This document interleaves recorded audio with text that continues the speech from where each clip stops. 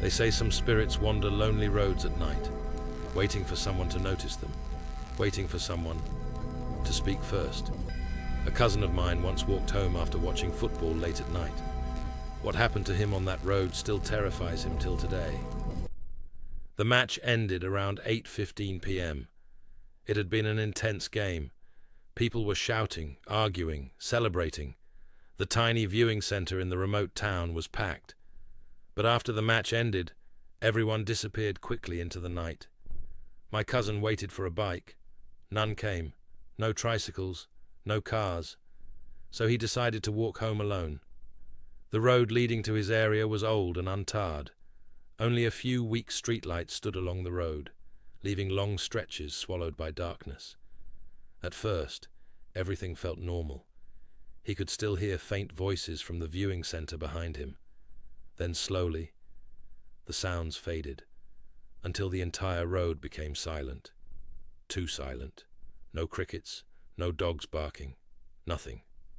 That was when he saw him, an old man standing ahead on the road, very tall, very thin, wearing faded brown clothes. The man stood completely still at first. Then slowly, he began walking toward my cousin. Something about him felt wrong immediately. His movements were stiff, unnatural, almost like his body hurt whenever he walked. And his eyes, my cousin said they looked pale white. Yet somehow, the old man was staring directly at him, without blinking. The closer they got to each other, the colder the air became. My cousin tried convincing himself he was only afraid because of the darkness. But deep down, something inside him was screaming to turn around. Still, he kept walking. Then finally, they reached each other. Trying not to appear afraid, my cousin greeted him politely. "Good evening, sir." The old man walked past him silently. No response, no expression, nothing. My cousin frowned slightly. In villages like that, elders usually responded to greetings. So after taking a few steps, he turned around and said, "Sir, I said good ev—" He froze. The road behind him was empty. Completely empty. The old man was gone. My cousin's chest tightened instantly. There were no houses nearby, no paths, no bushes large enough for anyone to hide. The road stretched empty in both directions.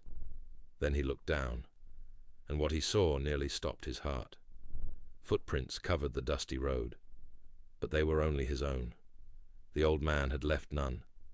Then suddenly, he felt cold breath brush against his ear, and an old cracked voice whispered softly, "Don't greet me twice."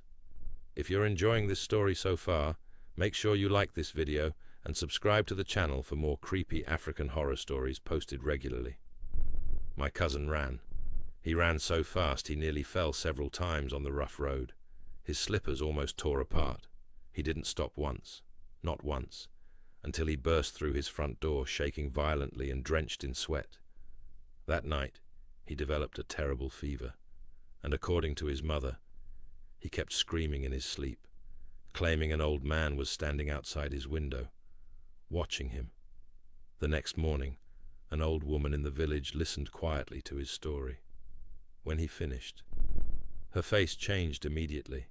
She looked terrified. Then she whispered, "They say an old man never made it home from that road many years ago after watching football late at night." Then she looked directly at my cousin and said, "Be grateful. He answered you only once." And honestly, I still avoid lonely roads at night because of that story. If this story creeped you out, let me know in the comments. And don't forget to like, subscribe, and turn on notifications so you never miss another terrifying story.